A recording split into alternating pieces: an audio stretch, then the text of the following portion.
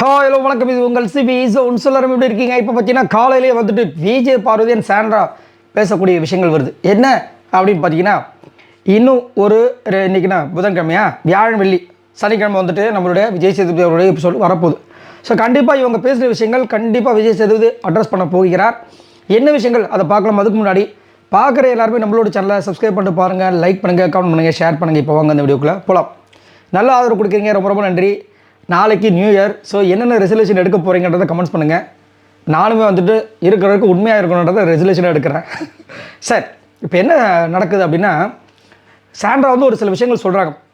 இப்போ வர வர எப்படி ஆகிடுச்சு அப்படின்னா, வீக்கெண்ட் எபிசோட் வந்து நான் பார்த்துக்கிறேன், வீக்கெண்டில் என்னை கழுவி ஊற்றினா நான் பார்த்துக்கிறேன், வீக்கெண்டில் என்னை வந்துட்டு விஜய் சேதுபதி அவர்கள் கலாய்ச்சாங்கன்னா நான் பார்த்துக்கிறேன் அப்படின்னு கமிருதா இருந்தாலும் சரி, திவ்யா இருந்தாலும் சரி, விக்ரம் இருந்தாலும் சரி, எல்லாருமே இதை வந்து சொல்கிறாங்க. வர வர வந்துட்டு அதுக்கு ஒரு மரியாதையே இல்லாமல் போயிடுச்சு.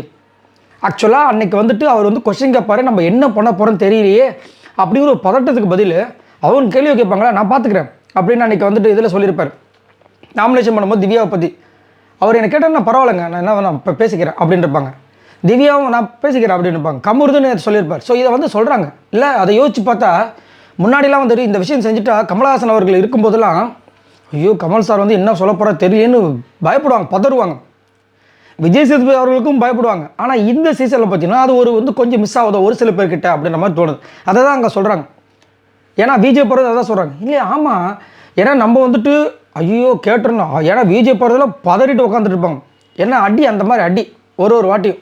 அதேமாதிரி பாருங்கள், இந்த எவிக்ஷன் விஷயங்களை காமிக்கும் போதெல்லாம் பதட்டத்திலே இருப்பாங்க. ஐயோ என்ன ஆகும்போது தெரியலையே. அதை காமிச்சோன்னே நீங்கள் சேவ்டு சொன்னால் அப்பா அப்படின்னு ஒரு வாரத்தில் அதை ஃபுல்லாக பார்த்துட்டேன். மற்றவங்களும் சைலண்ட்டாக உட்காந்துட்டு இருப்பாங்க. என்ன தான் வருது பார்க்கலாம் அப்படி. ஏன்னா அவங்களுக்கு நம்பிக்கை இல்லை. இவங்களுக்கு அதாவது அவங்களுக்கு நம்பிக்கை இருக்கா நம்பிக்கை இல்லைன்றது ரெண்டாவது பக்கம்.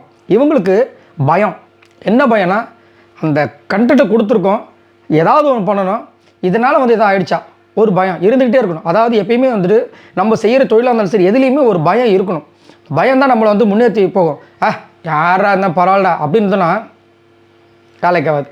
ஸோ அந்த விஷயத்தில் நான் ஒரு வாட்டியும் வந்துட்டு நீங்களும் இந்த வாரம் கூட பாருங்களேன், இந்த நாமினேஷன்ஸில் முடிவுகள் சொல்கிறதுக்கு முன்னாடி விஜய் பார்வதி மூஞ்சை மட்டும் கவனிங்க, அப்படி தெரியும்.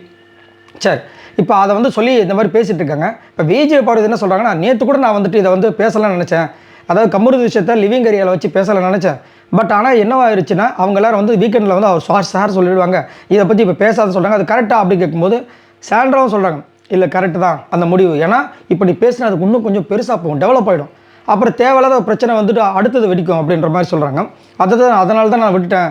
அதே மாதிரி இப்போ எனக்கு கொஞ்சம் மைண்ட் ரிலாக்ஸேஷனாக இருக்குது. ஏன்னா சனிக்கிழமை நடந்தது என்னால் மறக்க முடியல, மண்டே நடந்தது என்னால் மறக்க முடியல. ஸோ இதெல்லாம் வந்துட்டு நேற்று நடந்த சண்டையால் கொஞ்சம் ரிலீஃபாக இருக்குது. ஏன்னா நான் அப்போ தான் அவனை வந்து திரும்பவும் அவாய்ட் பண்ணுறதுக்கு ஒரு இதுவாக இருக்குது. நான் மறுபடியும் நேற்று நடக்காமல் இருந்தேன்னா அவங்ககிட்ட மறுபடியும் போய் பேசி அவன் திரும்ப என்கிட்ட பிரச்சனை பண்ணி எதுக்கு, இப்போ தான் நிம்மதியாக இருக்குன்றாங்க. சரி, எவ்வளோ கொடுமை இல்லை. நம்ம எல்லாருமே வந்து வெளியில் சண்டை போட்டதை பற்றி பேசிகிட்டு இருக்கோம். அவங்க நல்ல வேலை சண்டை நடந்துச்சு, இல்லைன்னா நான் திரும்ப எங்கே போய் பேசிடுவோன்னு சொல்லிட்டு வருத்தப்படுறாங்க, பயப்படுறாங்க. கொடுமை. அதை வந்து அவங்க சொல்லி ரொம்ப அப்படியே வருத்தப்பட்டு ஃபீல் பண்ணுறாங்க, நல்ல வேலை நடக்கலாம் அப்படின்ட்டு. ஸோ இதுதான் வந்து இப்போ வந்து அவங்க 2 பேரும் பேசின விஷயங்கள். அதே மாதிரி அவங்களும் சொல்லிட்டாங்க, நீ இதுக்கப்புறம் பேசாத, கண்டிப்பாக ஷோரை வந்து நம்ம சார் கேட்பாங்க, அங்கே வந்து நம்ம பேசிக்கலாம் அப்படின்னு. அதே மாதிரி அவங்க இன்னொன்று சொன்னாங்க, சொல்ல மறந்துருப்பாங்க. இப்போ வந்து நான் வந்து அதனால தான் அவாய்ட் பண்ண ஆரம்பிச்சிட்டேன். பாரு, இப்போது நம்ம இங்கே பேசிகிட்டு இருக்கோம், அவனை அவாய்ட் பண்ணதுனால அவன் அங்கே வந்து உட்காந்துட்ருக்கான், அதுக்கப்புறம் விக்ரம் கிட்ட போய் பேசிகிட்டு இருக்கான், எப்படி இருக்க பற்றியா இதுதான் அப்படின்ற மாதிரி சொல்லிட்டு இருக்காங்க. அதான் உண்மை. இன்னும் காலையில் சைலண்ட்டாக உட்காந்துட்ருக்காரு. அவருக்கு தெரிய ஆரம்பிச்சிருச்சு, நம்ம பண்ண தப்பு தான், நேற்று வந்து கொஞ்சம் எல்லை மாரி கோவப்பட்டுட்டோம் அப்படின்னு. சரி, ஓகே, உங்களோட கருத்துக்களை சொல்லுங்கள். பாய் நண்பர்களே.